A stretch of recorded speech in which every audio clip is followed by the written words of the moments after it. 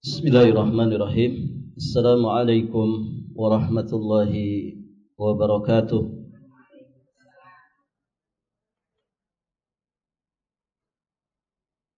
Alhamdulillahi wa kafa. Wa salamun ala ibadihi alladhina istafa.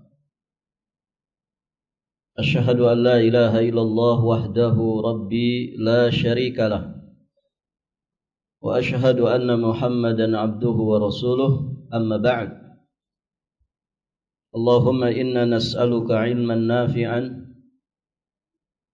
wa na'udzu bika min ilmin la yanfa'. Allahumma inna nas'aluka ilman nafi'an wa rizqan tayyiban wa amalan mutaqabbala. Ya Hayyu ya Qayyum birahmatika nastaghith. Aslih lana sya'nana kullah wa la takilna ila anfusina tarfata ain. Para hadirin, akhwat wa mahat fillah, rahimani wa rahimakumullah. Berikutnya Allah Subhanahu wa taala berfirman, ba'da a'udzu billahi as-sami'il 'alim minasy syaithanir rajim wa qilihi ya rabbi inna haula'i qaumun la yu'minun fasfah anhum wa qul salam fasawfa ya'lamun. Allah berfirman yang artinya, dan Allah mengetahui ucapan Muhammad saat Nabi Muhammad sallallahu alaihi wasallam mengadu kepadanya,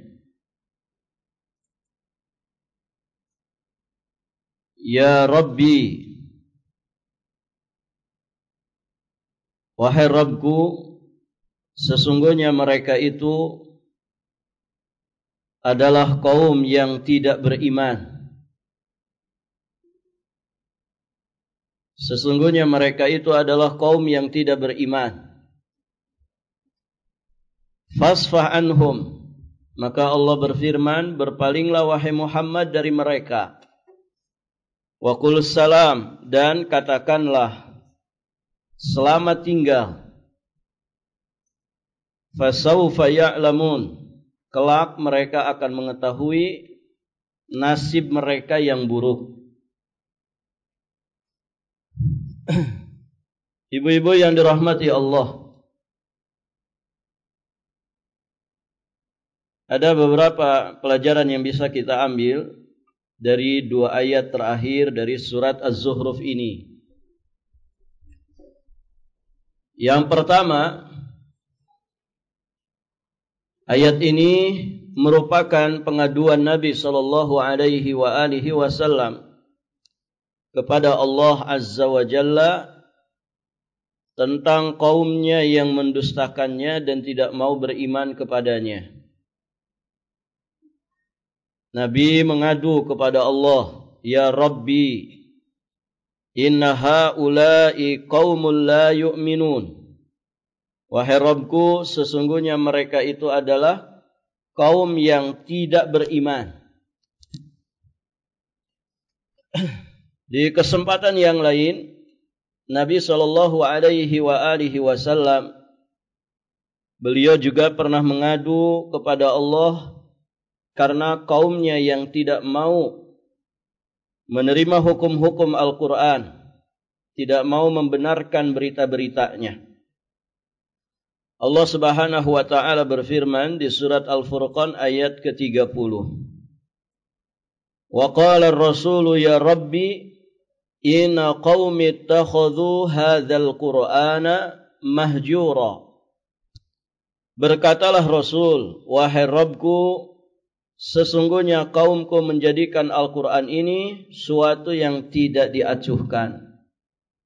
Mereka menghajar Al-Quran, meninggalkan Al-Quran, tidak mau memperdulikan Al-Quran. Taib.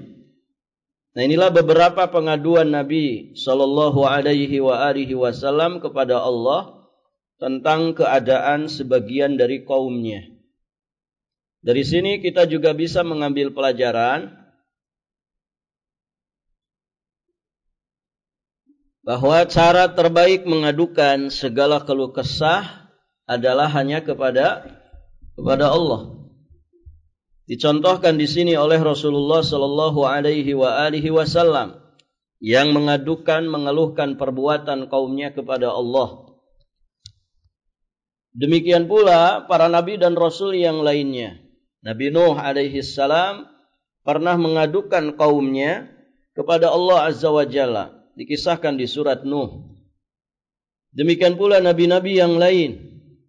Nabiullah Ibrahim juga pernah mengadukan urusannya kepada Allah Subhanahu wa taala tentang kaumnya. Dan demikian seterusnya. Para nabi dan rasul semuanya, terkhusus Nabi kita Muhammad sallallahu alaihi wasallam, mengajari kita semua bahwa tidak ada sandaran terbaik, tidak ada tempat mengadukan segala sesuatu dari segala pengaduan dan keluh kesah bagi seorang hamba, melainkan hanya kepada Allah Subhanahu wa taala. Innama ashku bathi wa huzni ilallah. Innama ashku bathi wa huzni ilallah. Ya, sesungguhnya aku ini mengeluhkan segala kepedihan, keperihan, segala kesedihan hanya kepada Allah Azza wa Jalla. Nah, itu pengaduannya siapa? Bapak dari Nabi Yusuf alaihi salam. Siapa bapaknya Nabi Yusuf? Siapa, Bu? Ya'qub alaihi salam. Innama ashku bathi wa huzni ilallah. Maka Allah lah as-samad. Allah tempat bergantung seluruh makhluknya. Berkeluh kesahlah, mengadulah hanya kepada Allah Azza wa Jalla. Ya, jangan sering mengadu kepada manusia. Karena manusia makhluk seperti kita, sama-sama lemah. Seringkali ketika seorang itu berkeluh kesah kepada orang lain, ternyata hal itu tidaklah memberikan jalan keluar, justru membuka masalah yang baru atau memberatkan orang lain. Sedangkan Allah pasti memberikan jalan keluar ketika kita meminta kepadanya. Ketika kita mau tunduk patuh bertakwa kepadanya, Allah pasti akan berikan jalan keluar. Wa may yattaqillah yaj'al lahu makhraja. Maka Allah Azza wa Jalla juga menjelaskan tentang sifat seorang yang beriman. Dalam surat Ghafir ayat 44. Fasatadhkuruna ma aqulu lakum wa ufawwidu amri ilallah innallaha basirum bil ibad. Kelak kamu akan ingat kepada apa yang kukatakan kepadamu. Wa ufawwidu amri ilallah. Dan aku menyerahkan urusanku kepada Allah. Sesungguhnya Allah Maha melihat akan hamba-hambanya. Wa ufawwidu amri ilallah. Di situ poinnya. Dan aku menyerahkan urusanku hanya kepada Allah. Orang yang menyerahkan urusannya kepada Allah, maka dia sedang bergantung kepada Zat yang maha kuasa atas segala sesuatu. Dia sedang bergantung kepada Zat yang maha kaya, Zat yang kuasa untuk memberi manfaat dan menolak madarat. Maka bergantung hanya kepada Allah, sejatinya kita sedang bergantung kepada tempat yang semestinya. Adapun bergantung kepada makhluk, kadangkala tidak menyelesaikan masalah, tapi berubah menjadi masalah baru. Maka di dalam bait syair juga dikatakan, wa idza syakauta ila ibni Adam tashkir rahima ila alladzi la yarham. Jika engkau mengeluh kepada anak cucu Adam, engkau mengeluhkan Rabb yang Maha Penyayang kepada yang tidak memiliki sifat penyayang. Apa yang tidak dimampui oleh Allah? Apa yang tidak dikuasai oleh Allah? Apa yang kemudian tidak dimiliki oleh Allah? Segala sesuatu ini milik Allah. Walillahi mulkus samawati wal ard. Dan hanya milik Allah lah kerajaan langit dan bumi. Baik, ibu-ibu yang dirahmati Allah. Makanya di zikir pagi dan petang kita juga diajari. Ada satu kalimat zikir. Apa Bu? Yang menunjukkan bahwa kita ini sangat-sangat bersandar dengan sepenuh jiwa dan raga kepada Allah. Sering kita baca ya. Sering saya baca di awal pengajian. Apa Bu?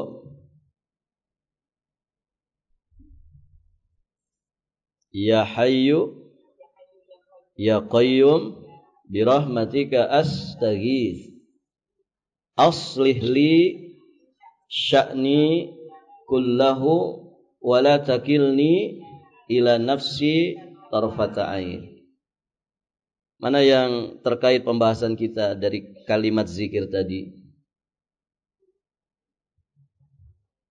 Astaghith, kita sedang minta tolong beristighatsah kepada Allah. Ya Hayyu Ya Qayyum birahmatika astaghith. Kemudian yang lebih menunjukkan pembahasan yang sedang kita bahas. Apa Bu? Wala, kalimat terakhir. Wala takilni ila nafsi tarfata ain. Dan janganlah engkau takilni, menyerahkan. Wala takilni ila nafsi, janganlah engkau menyerahkan urusan kepada diriku, ya, tarfata ain, walaupun sekejap mata.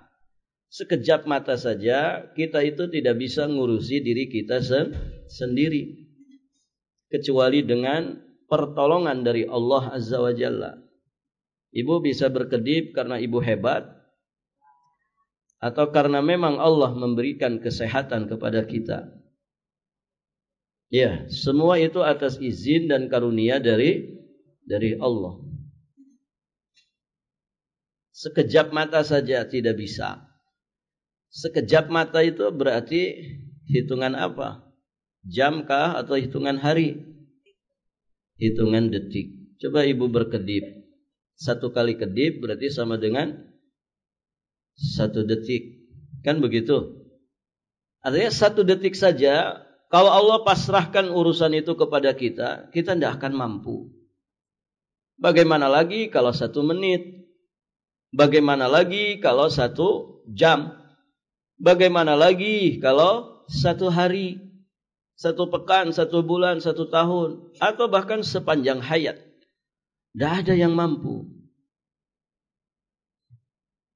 Maka semua itu adalah pertolongan dan taufik dari Allah Azza wa Jalla. Maka segala sesuatu itu mesti kembalinya kepada Allah. Ibu sedang dapat nikmat, dikembalikan ke diri sendiri atau dikembalikan ke Allah? Dikembalikan kepada Allah. Ya, makanya kita diperintah untuk bertahmid. Tahmid itu kan mengembalikan nikmat kepada Allah. Alhamdulillah. Segala puji hanya milik Allah. Kalau kita kemudian mendapatkan ujian, musibah, cobaan, barakallahu fikum, maka kita juga dibimbing untuk mengembalikannya kepada Allah. Kita tidak mungkin bisa sabar, tidak mungkin bisa tabah atas ujian yang Allah Subhanahu wa ta'ala timpakan, kecuali dengan taufik dan inayah dari Allah. Makanya saat kita tertimpa musibah, kita dibimbing untuk mengucapkan kalimat istirja. Inna lillahi wa inna ilaihi raji'un. Pun demikian, saat manusia terjatuh ke dalam kesalahan, dosa, aib, cacat, kekurangan, maka juga kita dibimbing untuk mengembalikan itu semua kepada Allah. Maksudnya, tidak mungkin kita bisa memperbaiki kesalahan, kekurangan, aib, cacat yang ada pada diri kita itu. Tidak mungkin kita bisa memperbaikinya tanpa taufik dan inayah dari Allah. Tidak mungkin kita bisa bertaubat ya tanpa taufik dan inayah dari Allah Subhanahu wa taala. Maka kembalilah kepada Allah saat kita itu menyimpang dari jalannya. Nah, ini semua sejatinya sedang menggambarkan bahwa kita ini orang-orang yang sangat lemah. Makanya ada dua kandungan kata para ulama. Setidak-tidaknya ada dua kandungan di dalam kalimat istirja. Apa itu? Pertama, zullul ubudiyah.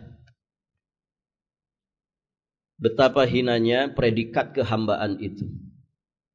Kita kan hamba, Ibu. Ketika mengucapkan inna lillahi wa inna ilaihi raji'un, atau bahkan ketika mengucapkan alhamdulillah, atau ketika dia bertaubat mengucapkan astagfirullah wa atubu ilaih, itu sejatinya kita sedang menampakkan betapa hinanya saya ya Allah sebagai seorang hamba, tidak punya apapun. Kalau saya dikasih nikmat, sejatinya itu karunia darimu. Kalau saya ini sedang ditimpa musibah, saya tidak akan bisa menghadapi musibah ini kecuali dengan taufikmu. Ketika saya menyimpang dari jalanmu yang lurus, saya tidak akan mungkin bisa kembali ke jalanmu yang lurus kecuali dengan taufik dan inayahmu. Ya, kita sedang menampakkan betapa hinanya predikat kita sebagai seorang hamba. Yang kedua, qahrur rububiyah. Kalimat istirja ini menghasilkan qahrur rububiyah, kesadaran tentang super otoritasnya derajat ketuhanan.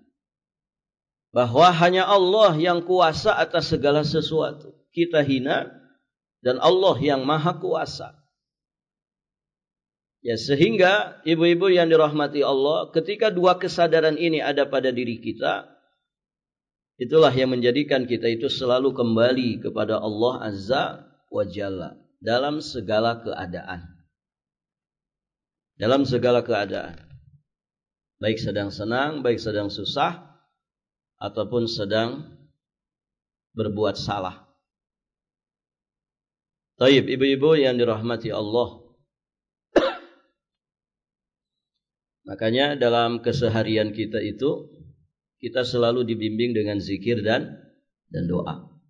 Semuanya. Dari semenjak bangun tidur sampai tidur kembali. Semuanya ada bimbingan zikir dan doa. Untuk apa tadi? Untuk menyatakan dan menyadari betapa hinanya kita sebagai seorang hamba, betapa fakirnya kita sebagai seorang hamba, dan kita mengakui tanpa ragu sedikit pun dengan keyakinan yang sangat kuat bahwa super otoritas itu hanya ada dalam kuasanya Allah Subhanahu wa ta'ala. Baik, pelajaran berikutnya. Pelajaran ketiga itu ya. Bukan keempat. Habis 2 berapa? 3. Itu salah tulis.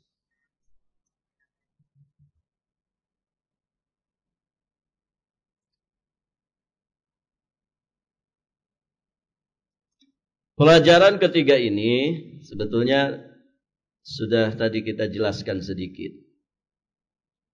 Bahwa dalam melakukan sesuatu hendaknya menyerahkan semua usaha hanya kepada Allah.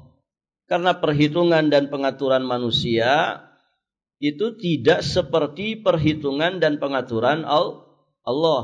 Dan begitu. Manusia hanya bisa ikhtiar semaksimal mungkin dengan bimbingan Allah dan Rasulnya. Hasilnya siapa yang menentukan? Allah Azza wa Jalla. Ibu pengen apa dalam hidup ini? Ikhtiarkan. Dan barengi dengan doa-doa yang kuat. Doa-doa yang terbaik. Selanjutnya sudah pasrahkan kepada Allah. Biar Allah Subhanahu wa ta'ala yang mengaturnya. Karena itu bukan ranah kita. Bukan ranah kita. Tugas kita itu ikhtiar yang maksimal. Bersamai ikhtiar itu dengan doa-doa terbaik yang maksimal. Selanjutnya apa? Lepaskan. Pasrahkan kepada Allah Subhanahu wa ta'ala. Jadi jangan ikut campur dalam masalah menentukan hasil. Ya Ibu, jangan ikut campur dalam menentukan hasil. Itu bukan ranah kita, bukan kuasa kita. Ibu, kalau kita menginginkan sesuatu, pastikan sesuatu yang kita inginkan selalu yang pengen selalu yang terbaik, ideal, kan begitu ya? Ibu pengen punya suami itu yang bagaimana, Bu? Ayo jujur saja, mumpung nggak ada suaminya. Ya yang terbaik, yang ideal, kan begitu ya? Pertama jelas good looking. Begitu kan, Bu? Yang kedua good reckoning. Apalagi, Bu? Yang paling utama dari itu semua, pengen suami kita itu soleh. Itu kalau kumpul 3 itu saja, Bu. Sudah soleh, begitu ya. Good looking, good reckoning.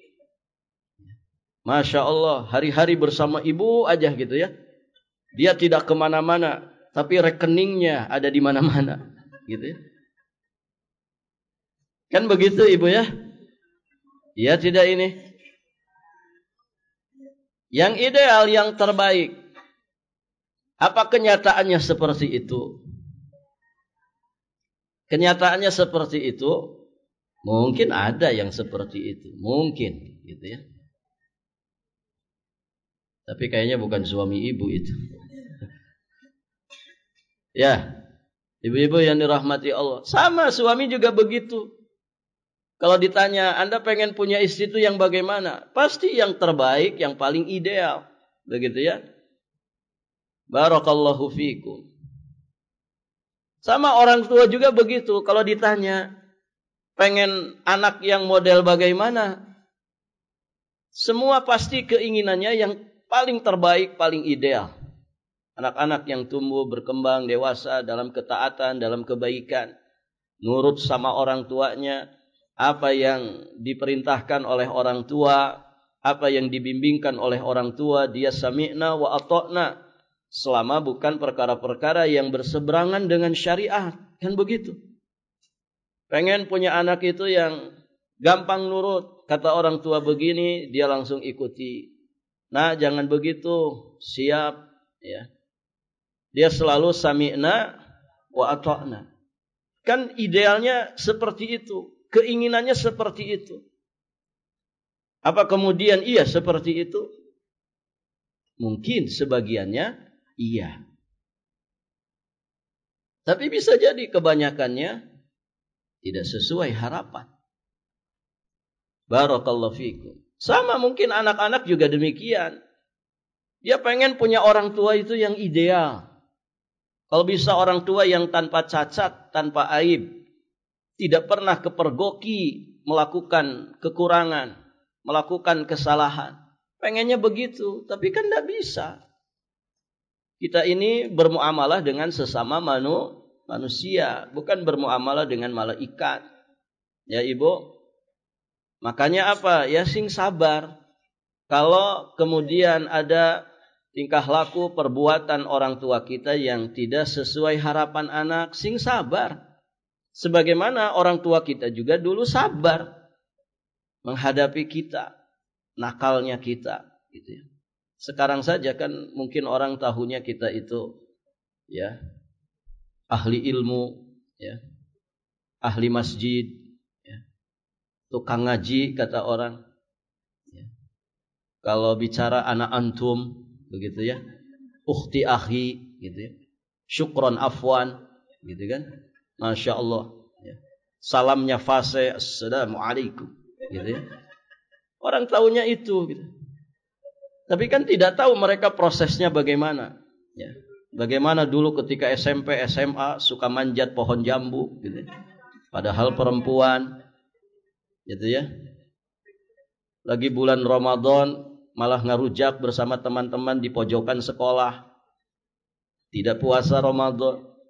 Mereka tidak tahu proses itu. Ibu yang dirahmati Allah. Nah, begitu. Jadi ya sing sabar, butuh proses. Ya, butuh proses. Ibu bisa jadi kenakalan anak kita itu mungkin akan Allah sadarkan saat kita nanti di masa tua. Gak ada yang tahu. Tugas kita itu jangan ikut campur menentukan hasil. Tugas orang tua ngebimbing, ngedidik, ya, mengarahkan, menasehati. Nah, jangan seperti ini. Nah, ini tidak boleh secara hukum syariat. Ya, tugas Umi menyampaikan, tugas Abi menyampaikan, terus mendoakan yang terbaik. Rabbana hablana minas salihin. Ya. Rabbi habli minas salihin. Ya kan? Sudah itu. Adapun kita ikut campur dalam urusan hasil, ini bukan ranah kita. Itu kuasanya Allah Subhanahu wa ta'ala. Wong Nabi saja enggak ikut campur hasilnya. Kurang apa Nabi mendakwahi pamannya? Ya kan? Kurang apa Nabi Nuh alaihi salam mendakwahi anaknya? Sampai saat-saat terakhir ketika azab itu akan merata, membinasakan orang-orang yang memang berhak untuk mendapatkan kebinasaan. Nabi Nuh alaihi salam. Bagaimana Nabi Lut alaihi salam mendakwahi istrinya, mendakwahi anaknya. Namun demikianlah, ibu-ibu yang dirahmati Allah. Allah tentu memiliki hikmah. Allah memiliki takdir, ketentuan dan ketetapan yang itu tidak diketahui oleh manusia. Maka serahkan semua usaha kita hanya kepada Allah Azza wa Jalla. Perhitungan pengaturan manusia itu tidak seperti perhitungan dan pengaturan Allah. Pengaturan Allah akan selalu lebih baik dan di luar akal juga pikiran manusia. Begitu. Artinya ambil saja hikmahnya. Ya, ambil saja hikmahnya. Kalau di periode ini tidak bisa jadi presiden, ya ambil saja hikmahnya. Barangkali Allah sedang melindungi kita dari segala keruwetan negara ini. Begitu kan? Kalau kita calon presiden misalkan, ibu calon ibu negara, ya sabar aja. Kalau Allah berkehendak nanti jabatan itu dikasihkan, insya Allah ya, ibu akan jadi ibu negara. Baik. Pelajaran keempat, disyariatkannya as-safhu wat tajawuz, berpaling dan membiarkan saat kita lemah untuk menegakkan hukum had dan meninggikan kalimat Allah.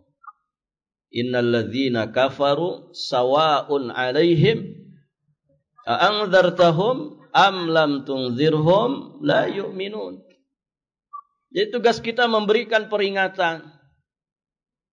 Kalau tugas itu, amanah itu sudah ditunaikan dan Rasulullah Shallallahu Alaihi Wasallam sudah menunaikannya dengan sangat baik, maka ketika sebagian objek dakwahnya tetap di dalam keadaan kafir, ya sudah, itu bukan kuasanya Nabi.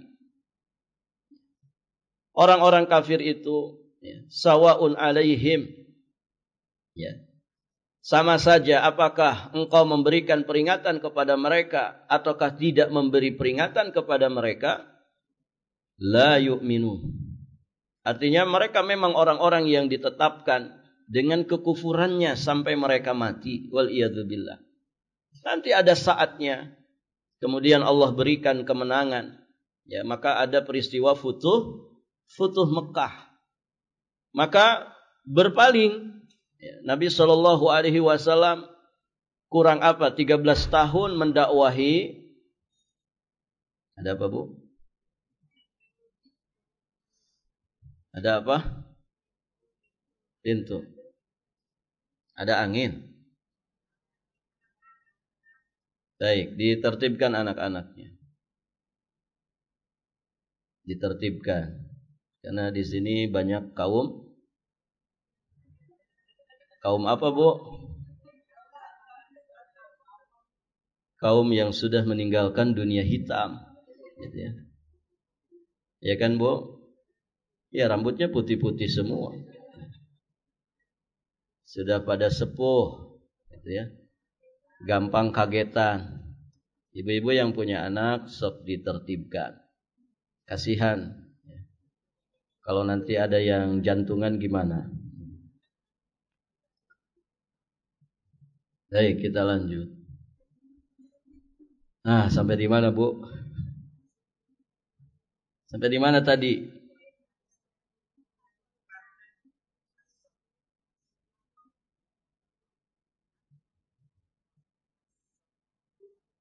As-safhu wa tajawuz. Berpaling dan membiarkan saat kita lemah untuk menegakkan hukum had dan meninggikan kalimat Allah. Ya, Nabi 13 tahun di Mekah. Nabi 13 tahun di Mekah. Bagaimana beliau menunaikan amanah nubuwah dan risalah, mendakwahi orang-orang Mekah dengan berbagai macam cara, dan itu pernah kita bahas ya, bagaimana kesungguhan keseriusan Nabi menempuh berbagai macam cara untuk mendakwahi orang-orang musyrikin Mekah. Namun demikianlah, ternyata tidak semua kemudian mau beriman. Sampai kemudian Nabi diperintahkan untuk berhijrah ke Madinah. Ya, yang diawali dengan kunjungan-kunjungan dakwah ke Taif, ya, beliau sampai dilempari, dicaci maki, diusir, sampai kemudian sebagian sahabatnya diperintahkan untuk berhijrah ke mana? Ke Habasyah, ke negeri Habasyah. 2 kali ya hijrah ke Habasyah itu. Sampai kemudian Allah mudahkan untuk berhijrah ke kota Madinah. Nah, ini semua ya saat-saat mereka dalam keadaan lemah untuk menegakkan hukum-hukum Allah Subhanahu wa taala, lemah untuk meninggikan kalimat Allah Subhanahu wa taala. Namun kesabaran itu kemudian akan membuahkan hasil. Yakni pada peristiwa Futuh Mekah. Baik, ibu-ibu yang dirahmati Allah. Fasfah anhum wa qul salam. Ini perintah dari Allah. Berpalinglah wahai Muhammad dari mereka dan katakanlah salam. Salam di sini apa, Ibu? Salam pada ayat ini maksudnya adalah ucapan selamat tinggal sebagai ungkapan perpisahan, bukan doa keselamatan. Jadi jangan dipahami itu doa keselamatan. Tapi itu ungkapan perpisahan. Dengan kata lain, ungkapan yang diucapkan untuk berpaling dari keburukan mereka. Salam, ya sudah, selamat tinggal. Saya sudah sampaikan, saya sudah tegakkan hujah, saya sudah menunaikan amanah Allah Subhanahu wa taala untuk mendakwahi kalian. Kan begitu. Saya sudah bertugas sebagai atasan misalkan. Saya sudah tunaikan amanah sebagai orang tua.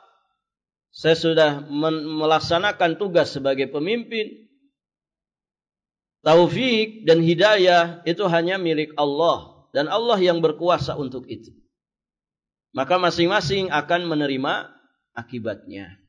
Masing-masing akan menerima akibatnya. Baik, ibu-ibu yang dirahmati Allah.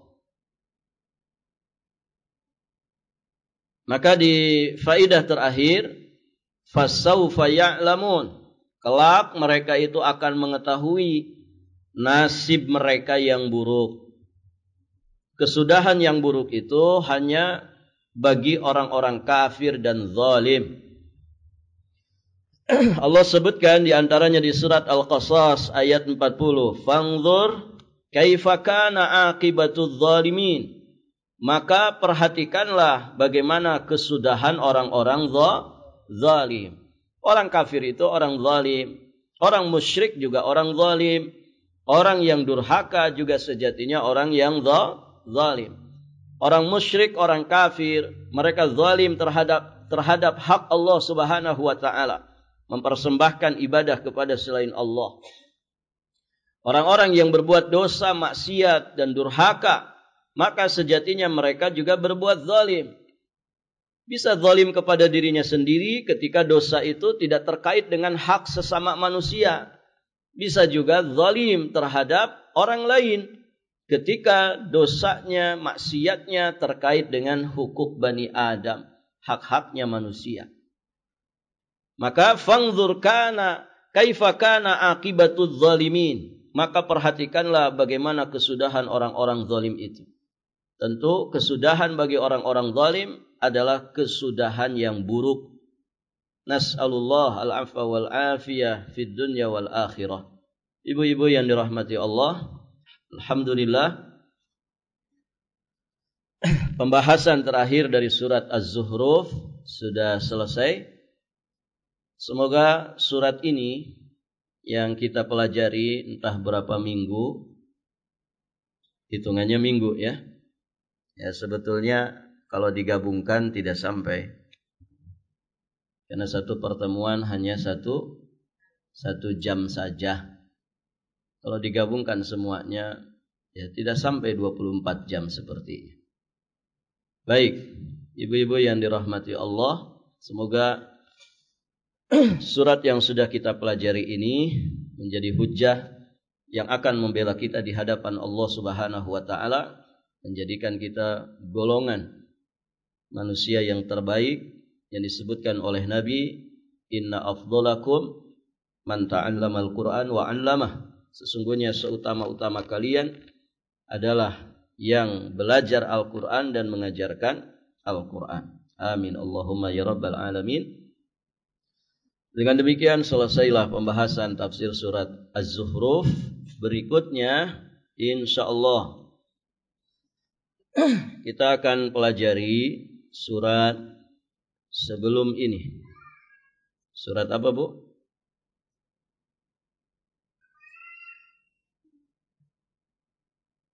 Surat apa? Asy-Syura. Surat ke-42. Insyaallah nanti kita akan bahas surat Asy-Syura. Rabu depan masih ada? Masih ya? Ini tanggal berapa? 19.